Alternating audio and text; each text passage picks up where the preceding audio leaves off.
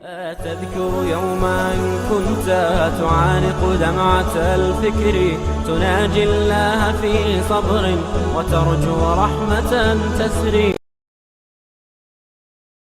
اللہ جہاز میں بیٹھ کے نیند آ جائے تو وضو ٹوٹ جاتا ہے، وہاں کیوں نہیں ٹوٹتا جی؟ نیچے ٹوٹ جاتا ہے، اوپر نہیں ٹوٹتا. یعنی گھر کے اندر ہو تو ٹوٹ جاتا ہے، چھت پہ بیٹھے ہو تو نہیں ٹوٹے گا. عجیب بات ہے، یہ کوئی مسئلہ ہے بھلا؟ اسلام میں لڑکیوں کو پڑھانے کی اجازت ہے بورڈنگ میں. ہاں جی، اگر بورڈنگ میں ان کی عزت محفوظ ہے تو اجازت ہے. بہت سارے مدارس ہیں بنات کے، انہوں نے باقاعدہ بورڈنگ میں بھی سب عورتیں رکھی ہوئی ہیں، کوئی مرد اندر نہیں جاتا. بلکہ اگر استاد نے پڑھانا ہو تو سپیکر پہ بیٹھ کے پڑھاتا ہے. اس مائکروفون ان کے پاس سپیکر کا یعنی وہ سننے کی جگہ ہوتی ہے، اور مائکروفون مولوی صاحب کے پاس ہوتا ہے. جہاں اہتمام نہ ہو تو نہ پڑھاؤ.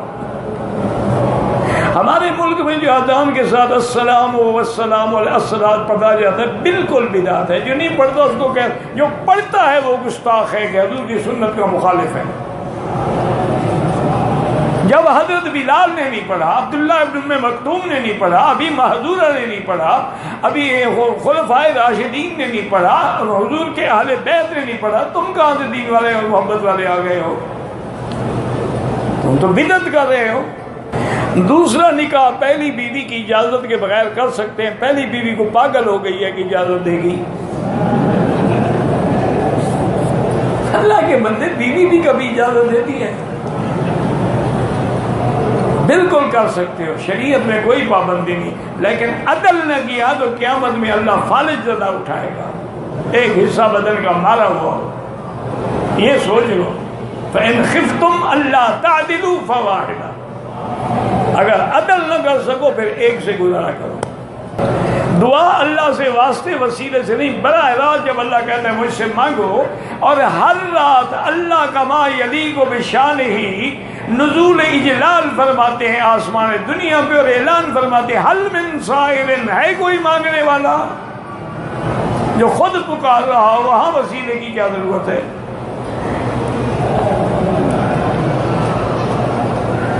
مغرب کی سنت جماعت سے پہلے ادا کی جائے. مغرب کی تو کوئی سنت ہوتی ہو تو بعد میں ہوتی ہے 2 رکعت، وہ سنت مؤکدہ ہے.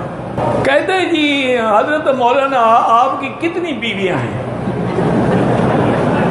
اس سوال کا کوئی فائدہ ہے؟ اچھا، ایک بیوی ہے، وہ معذور ہے، بیمار ہے، دوسری کا انتظام کر دیں تو میں آپ کو دعا کروں. نہیں، اس میں ہنسنے کی کیا ہے؟ میں شادی کروں ہنستے ہو، تم کرو تو میں دعا کروں. میں مذاق نہیں کر رہا، سچی بات کر رہا ہوں. اور مجھے اس وقت شدید ضرورت ہے کہ بیماری میں آدمی رات کو اکیلا ہو، خدا نہ خواستہ نفع ہے نقصان ہے، کچھ ہو جائے تو کیا ہوگا؟ کوئی آدمی نہیں سنبھالنے والا. بیوی خود معذور ہے، وہ کیا کرے بیچاری؟ وہ تو اپنے کمرے سے اٹھ کے میرے کمرے تک آ ہی نہیں سکتی. تو اس لیے مہربانی کریں. آپ کے بچے الحمدللہ، میرا ایک ہی لڑکا ہے، اس کے الحمدللہ آگے 3 لڑکے ہیں، 2 بچیاں ہیں. اور انشاءاللہ وہ بچہ بھی جو میرا ایک لڑکا، وہ بھی الحمدللہ عالم ہے، اچھا خطیب بھی ہے، عالم بھی ہے، کلیت الشریعہ کا فارغ بھی ہے. اس کے بچے جو ہیں الحمدللہ وہ ڈاکٹر ہیں. جنازے کے بعد دعا، اذان، کل خوانی سب بدعت ہے. یہ اصل میں یہ شریعت کا مسئلہ نہیں ہے، یہ مولوی کے پیٹ کا مسئلہ ہے. مولوی کہاں سے کھائے؟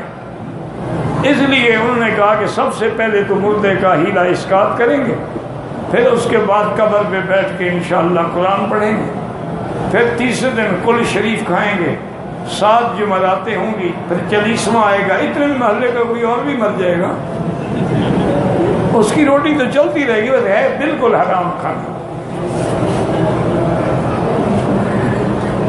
اچھا ایک بات یار سیدھی بتاؤ، تم بھی مکے میں بیٹھے ہو، کعبہ شریف کے اندر باوضو بیٹھے ہو، کبھی مولوی نے بھی اپنے باپ دادے کی کل خوانی پہ تمہیں بلایا ہے؟ ایمان سے سیدھی بات. کبھی مولوی نے بھی 7 جمعراتوں کا کھانا تمہارے گھر بھیجا ہے؟ اس کو پتہ ہے کہ ناجائز ہے، وہ اپنے چاول کیوں ضائع کرے؟ وہ تو تمہارے ضائع کرواتا ہے۔ اللہ ہدایت دے، بالکل ناجائز ہے۔ ایک ہے خیرات، تمہارے باپ فوت ہو گئے، سارا مہینہ خیرات کرو، خیرات سے تو کوئی منع نہیں کرتا نا، لیکن خود دن مقرر کرنا